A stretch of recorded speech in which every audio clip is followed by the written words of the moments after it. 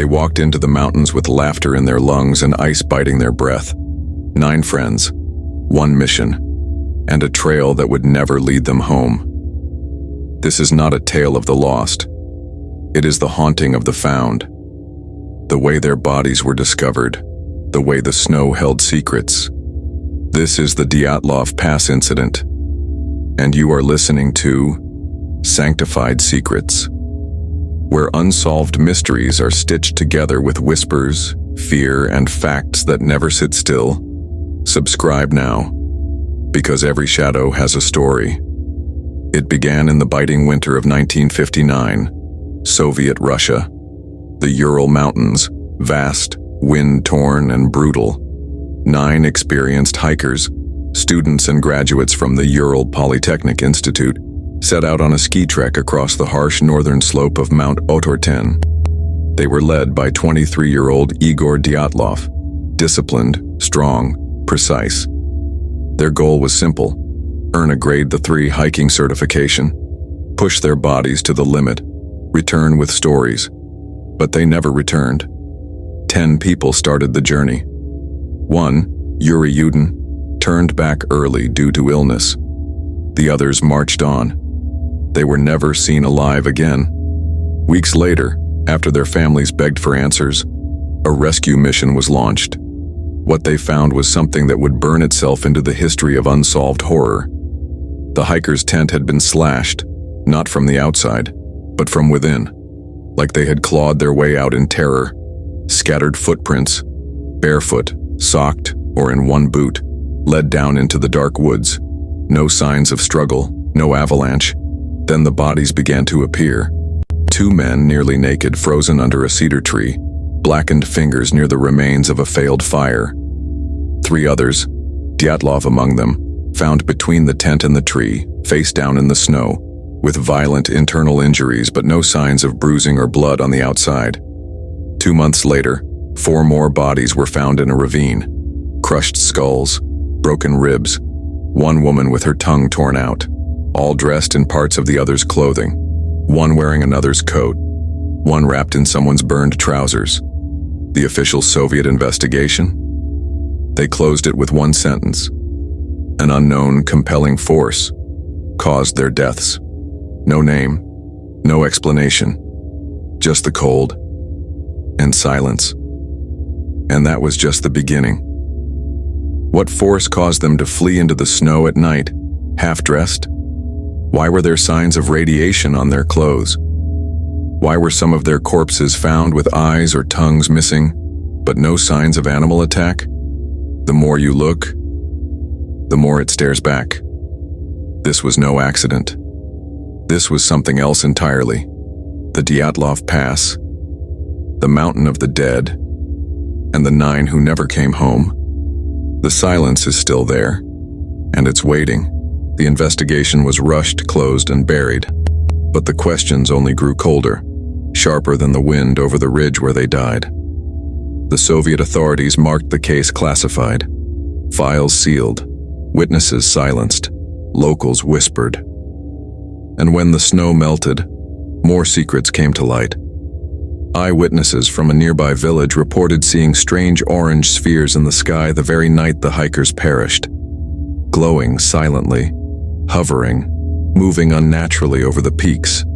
Soldiers stationed hundreds of miles away saw the same. Was it a secret military test? Some experimental weapon unleashed in a remote wilderness, far from curious eyes? Or was it something not made by man? But the bodies told a different story.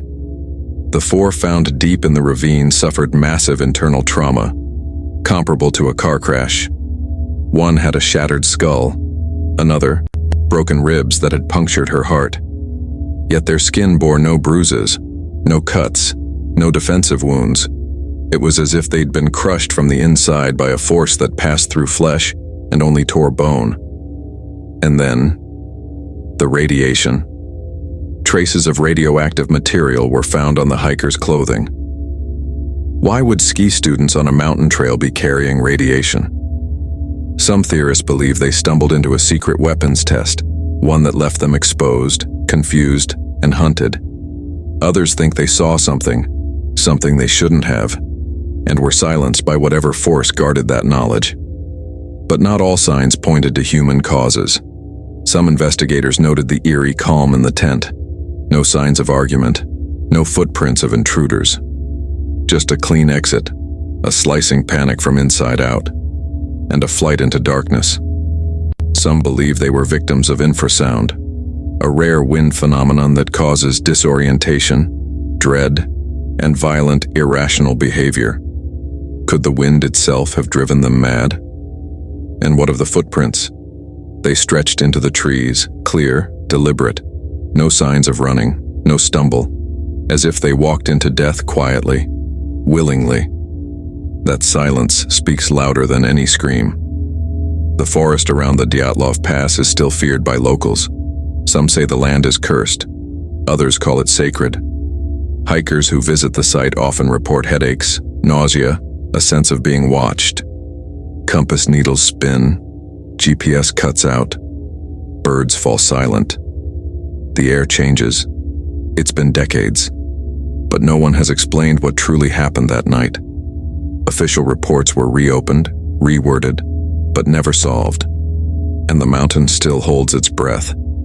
They say dead men tell no tales, but the Dyatlov 9, they never stopped whispering. You just have to listen to the snow. The families of the Dyatlov hikers never believed the official explanations. They had seen the faces of their children, frozen in agony, mouths open mid-scream, eyes wide with terror. These were not the peaceful victims of a simple avalanche or a fall. They were people who had seen something terrible, before they died. One mother described her daughter's corpse as looking like it had been exposed to extreme pressure. Her tongue was missing. Her eyes were gone. Her body discolored, as if burnt by heat or chemicals. Officials offered no comfort, only silence. They were told not to ask questions, not to stir panic, not to seek the truth. Years passed, but the mystery only grew. Conspiracy theories spread like frost through the cracks of the official narrative. Some claimed the hikers were caught in the testing of a top-secret weapon, a bomb that released a pulse of energy without fire or debris, crushing bodies and warping minds. Others whispered of encounters with something ancient, a force older than the forest itself. Deep within the Ural mountains, there are legends. The Mansi people, native to the region, have long called the Dyatlov Pass by another name, Kolatyakal, the Mountain of the Dead. They speak of spirits in the wind, creatures who do not take kindly to trespassers. They warned the hikers not to climb there, but the warnings were ignored. When investigators returned to the site years later, strange things continued to occur. Equipment malfunctioned, cameras failed. Some reported hearing strange humming sounds at night, or feeling watched as they approached the place where the tent once stood. Snow still falls there, but it does not cover the memory of that night. The air, they say, is thick with it. One researcher found journal entries from the group. Most were mundane, documenting meals, routes, and weather. But one final note stood out. Scribbled hastily across the back of a map were the words, "We now know snowmen exist." Was it a joke? A nervous laugh in the face of the unknown? Or did they truly see something out there in the storm? Among the recovered film rolls was a photo that still chills the spine. A blurry figure, tall and dark, standing between the trees. Some say it's a shadow. Others, a trick of the light. But those who've stared at it too long report dreams of a figure outside their window, motionless, watching, waiting. The Dyatlov mystery isn't just a cold case. It's a wound in the fabric of the known world. A reminder that not everything that happens can be explained. Not every death can be buried by paperwork. And not every mountain wants to be climbed. In the years that followed the Dyatlov incident, investigators and journalists alike tried to unravel what happened that frozen night. But each discovery only deepened the mystery. The injuries suffered by the hikers were unlike anything seen before. The two men found beneath the cedar tree had broken knuckles and bruised fists, suggesting a desperate fight with something or someone. Their skin was burned in patches, their clothes torn, their fingertips raw, as if they had tried to claw their way through snow and fear. One woman's skull was fractured, her chest collapsed as though she had been struck by a force beyond human strength. And yet, there were no external wounds, no bruises, no signs of struggle. How could bones shatter while skin remained untouched? One doctor said it looked like they had been subjected to a pressure wave, something he had only seen in bodies exposed to bomb blasts. The official report cited a compelling natural force. But what force? No one could say. The area was not known for avalanches, and the tent had not been buried in snow. If it had been an avalanche, it would have left far more destruction. And what kind of avalanche causes people to flee barefoot into a blizzard never to return? Years later, a group of independent researchers, determined to find the truth, ventured to the pass. They brought ground-penetrating radar, radiation sensors, and weather data. They hoped that science would provide answers where myth had failed. What they found only raised more questions. Traces of radiation were discovered on the hikers' clothing, levels too high to be natural but not high enough to kill. Where had it come from? The military denied any operations in the area, but local guides reported seeing strange lights in the sky that night, glowing orbs that moved silently above the forest. Some claimed they saw aircraft with no markings. Others spoke of distant booms that echoed through the trees. One survivor, a hiker from another group camped miles away, remembered waking to a strange vibration in the ground. Not an earthquake, he said, but a hum, like a low growl from beneath the earth. When he stepped outside, the sky was lit with an eerie green shimmer, and for a moment, the trees looked as if they were bending away from something unseen. And then there were the missing tongues. 2 of the hikers had their tongues removed, not torn, not chewed, removed with surgical precision. Who, or what, would do such a thing in the middle of the wilderness? The bodies showed no signs of animal attack. No footprints surrounded them. It was as if something had taken them apart in silence. Locals now avoid the area. Even today, seasoned guides refuse to climb the mountain. They say the air tastes different there, that compasses spin in circles, that at night the wind whispers names. And though tourists still visit, many report sleepless nights and strange dreams after camping in the pass. The mountain remembers. And it does not forgive. By the mid-1970s, whispers about the Dyatlov incident had turned into cold speculation. Unofficial reports leaked from retired officers and aging locals who once patrolled the region. Some swore they had seen classified documents describing covert Soviet experiments in sensory deprivation, acoustic weapons, or electromagnetic field testing. Could the hikers have stumbled upon something secret? Something not meant for civilian eyes? There was a theory, hushed even in private, that the mountain was being used as a test site for psychological warfare. That sounds inaudible to the ear, but powerful enough to scramble the mind, were being broadcast across the snowy ridges. Could this explain the sudden madness? The frantic escape from the tent? The internal injuries without a mark? Others believed it was something older than science. The Mansi people, native to the region, had long warned travelers not to climb the mountain in winter. They called it Kolatsiakal, the mountain of the dead. It was a place where spirits walked beneath the ice and wind, where the forest could swallow sound. The Mansi believed the mountain was cursed, and that those who disrespected it would not return. But 9 young hikers did not believe in curses. They believed in maps and boots and their own courage. And perhaps that was their final mistake. The diary entries they left behind were filled with joy, laughter, and confidence. Their last photos captured snowball fights and quiet dinners under canvas. Nothing in those frames suggests fear.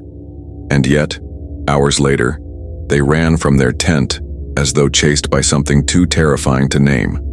A Russian journalist named Anatoly Gushchin was one of the first to publish details from the original files. He spoke of tampered evidence, missing photographs, and rewritten autopsy reports. He believed the truth had been buried, not by snow but by silence. That somewhere in a locked drawer or forgotten bunker was a file labeled Dyatlov that contained everything. the real story. In the late 1990s, another researcher, Yuri began collecting artifacts from the pass. Bits of clothing, scrapings of bark, even fragments of the tent poles. He claimed the materials still carried residual radiation and that the chemical composition of the cloth had changed, almost as if exposed to something unnatural. He also noted a strange discoloration in the victim's skin, a bronze tint that deepened after death. And still, no answers came. No one could explain why the hikers chose to pitch their tent on the exposed slope when tree cover and shelter were only minutes away. No one could explain why they cut through the side of the tent instead of using the zipper, or why their footsteps while hurried showed no signs of panic, as if they were walking toward something, not away. When modern hikers visit the site, they often report strange sensations: the feeling of being watched, the sound of crunching snow when no one is behind them, batteries draining faster than expected. One tourist left a GoPro filming overnight. In the morning, it had captured only static, but within the static were odd patterns, like shadows moving against the whiteness. There was even talk of time lapses. A few said their watches ran backward, that the sky turned gray at noon, then bright again at dusk, all brushed off as altitude fatigue or tricks of the cold. But the more you hear it, the more you wonder, what lingers in that pass? What sleeps beneath the ice, waiting for another group brave enough to disturb it? The search parties moved in circles for hours, but their boots barely left tracks in the endless snow, as if the land itself had begun swallowing signs of the missing. By the end of the 5th day, the North Hollow sheriff issued an unusual request to the state. Send not more men, but someone who had dealt with disappearances like this before. Someone who had seen patterns the ordinary mind refused to see. What they received was a man named Elias Fenn. He arrived in a dark coat stitched with soil stains, dragging a leather suitcase that seemed too heavy for its size. His eyes, gray and flickering like fog behind glass, scanned the tree lines before he said a word. "It isn't gone," he whispered. "It's just waiting." The villagers didn't know what to make of him. Some thought him mad. Others thought he might be the only sane one left. Elias requested to stay the night in the Erling household. The house had been sealed off since the family vanished, untouched, uncrossed. A thin sheet of ice coated the windows on the inside. He entered without a flashlight, claiming that light disturbed memories. Inside, the rooms had grown strange, warped. Furniture looked heavier than it once did. Walls were thicker. Mirrors were darker. The fireplace remained cold, despite fresh wood lying neatly beside it. In the daughter's bedroom, Elias found drawings, not done in pencil or crayon, but etched into the wallpaper with what looked like bone.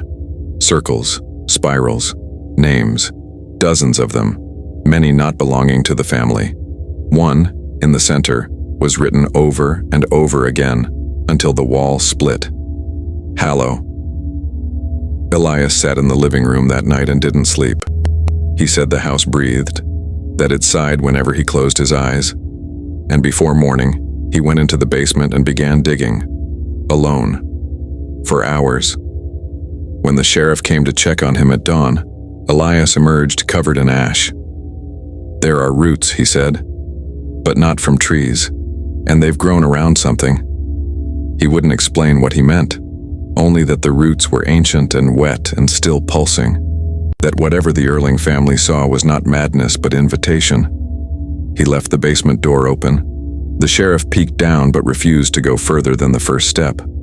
The smell was thick, like burnt cloth and rot mixed together. From below came the softest sound, like a lullaby hummed through teeth. Elias closed the door and asked for a lantern. "This house remembers things," he said, "even the things that never happened." By the time rescuers reached Dyatlov Pass, they discovered the first 5 bodies under a tall Siberian pine tree, all dressed in underwear or barefoot beside a small fire. Their condition was shocking. Hypothermia was the official cause, though Slobodin had a minor skull crack, not seen as fatal. The other 4 bodies, found later buried under 4 meters of snow in a ravine, told a different horror. Thibaut Brignol with major skull damage, Zolotaryov and Dubinina with crushed chests comparable to high-speed trauma. Yet there were no external wounds or bruises matching these injuries. 3 of those 4 victims had soft tissue injuries of the head and face. Zolotaryov without eyeballs, Dubinina missing her tongue, eyes, part of her lips, and Kolovatov without eyebrows. These grisly wounds likely occurred post-mortem, possibly from scavenging animals and decomposition in the creek. Investigators estimated death occurred 6 to 8 hours after their last meal. The victims' clothing revealed some disturbing behavior. Several were found wearing clothes taken from others, suggesting survivors assisted the more injured with limited resources. Some garments tested positive for elevated radiation levels, though authorities later attributed this to exposure during a 1957 nuclear accident cleanup. 1 hiker lived in the contaminated zone, and another helped with the cleanup. The 1959 investigation concluded only that a compelling natural force caused their deaths, but offered no firm explanation. In 2019, Russian authorities reopened the case, narrowing plausible causes to a slab avalanche, a hurricane-force wind or katabatic wind.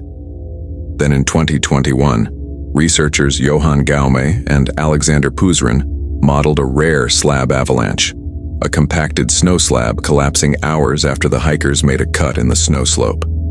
Their simulations showed it could crush bodies like a car crash, while allowing survivors to flee improperly dressed into the forest, where they succumbed to hypothermia. In 2022, expeditions filmed small slab avalanches under conditions similar to that fatal night, confirming avalanche risk in the area. The official conclusion now leans toward a snow slab triggering panic, injury, and eventual death.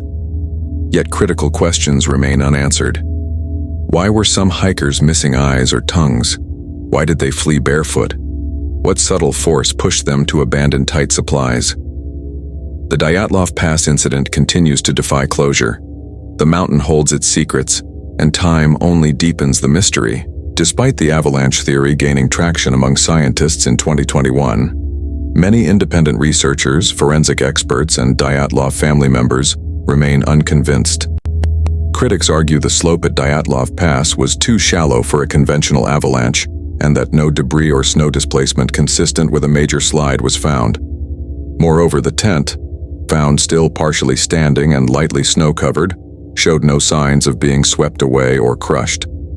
The hikers had carefully pitched it on a 16 to 17-degree slope, and rescuers observed no visible signs of avalanche aftermath around the campsite.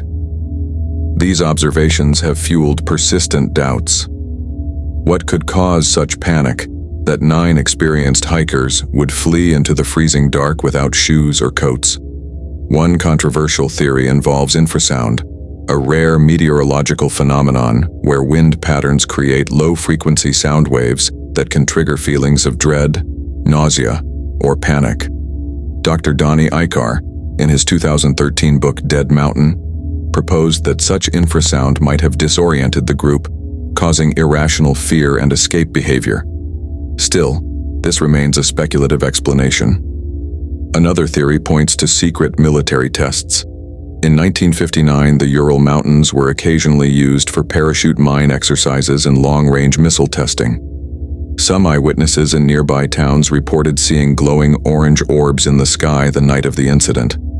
Investigators even noted the possibility of exposure to unexplained aerial phenomena.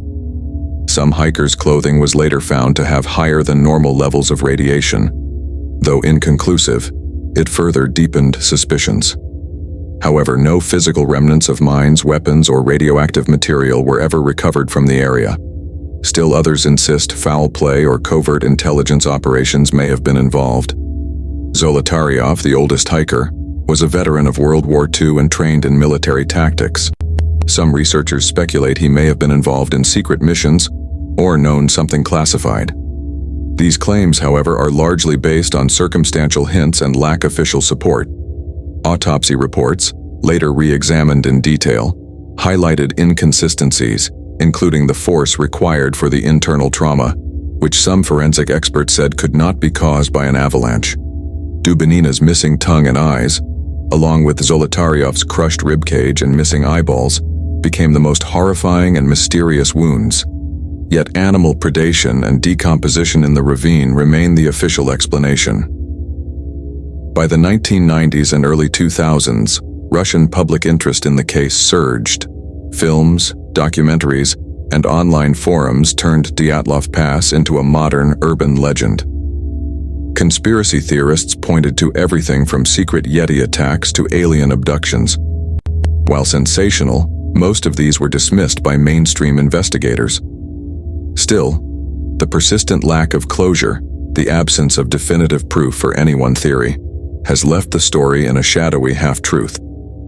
In 2020, Russian prosecutors reaffirmed that the deaths were due to a slab avalanche and hypothermia, a tragic accident with no criminal implications. Yet even their report acknowledged that many inconsistencies and unanswered questions still linger. What remains undisputed is the human tragedy. 9 young lives, filled with promise, intelligence, and love for adventure, were suddenly lost in one of the most inhospitable regions of the Soviet wilderness. Their final decisions, their suffering, and the quiet courage they showed in their last moments have haunted generations. The Dyatlov Pass Incident is not just a cold case. It is a mirror into the unknown, where science, nature, and fear converge. A mystery sealed by snow, silence, and time. By the time the last of the hikers' bodies were recovered in May 1959, over 3 months after the incident, the Soviet investigation had already begun to wind down. The official cause of death listed for most of the group was hypothermia, with a few labeled as having died from Eerie trauma caused by a compelling natural force.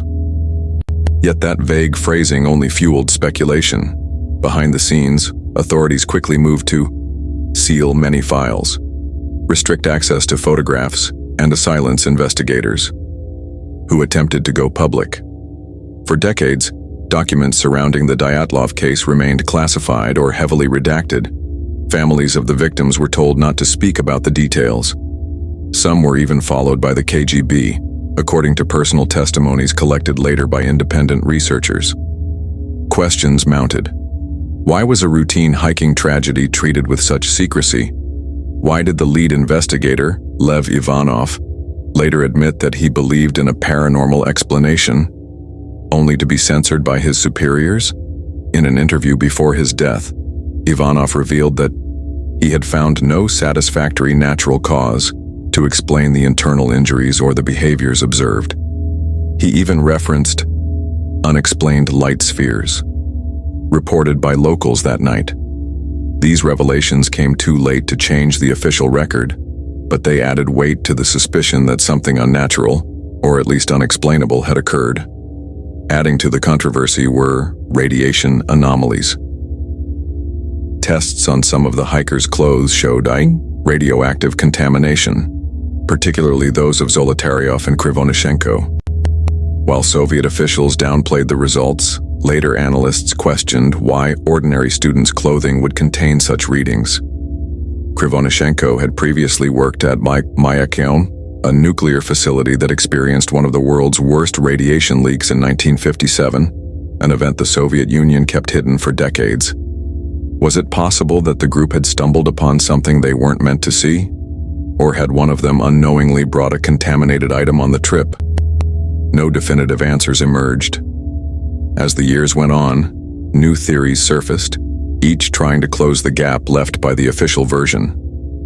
Our katabatic wind, a violent downward rush of cold air, was proposed as an alternative explanation, capable of creating terrifying noise and frostbite-inducing conditions in minutes. Others argued that snow slabs, not full avalanches, could explain the trauma and panic as they move without typical destruction. However, critics point out that none of these theories explain why the hikers fled the tent barefoot into certain death, or why they split up in such illogical ways.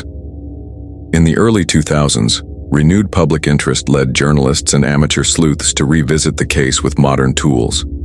Satellite imagery, forensic modeling, and interviews with surviving friends and family brought new insights, but also deepened the contradictions. Theories multiplied.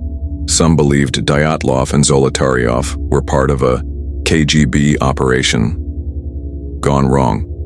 Others insisted that UFO activity or secret weapons tests startled the group. A few clung to natural explanations, urging that science would eventually prevail. But the mystery had already cemented itself into folklore. What is certain is that the Dyatlov Pass became more than a place.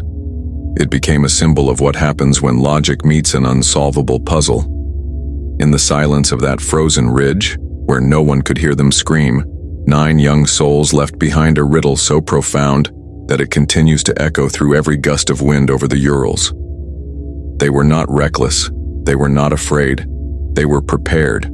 But something that night was stronger than their preparation, something colder than the ice. And whatever it was, it has never spoken. Years turned into decades, and yet the white silence of Kolotsiakl, the mountain of the dead, refused to give back its secrets. The wind still howled over the empty ridge where the Dyatlov group pitched their last camp. The rustle of wind-blown snow across the stones still seems to whisper questions no one can answer. In 2019, 60 years after the tragedy, the Russian government reopened the investigation. But rather than solve the mystery, the new report only rekindled old doubts. It concluded that the group died due to a combination of a snow slab collapse and human panic. Though it was presented as the final explanation, it left too many inconsistencies. If it were only a snow slab, why was the tent slit from within? Why were some bodies found over 75 meters from the cedar tree, half-clothed, crushed beyond recognition, yet without a single scratch on the outside? Public reaction was skeptical.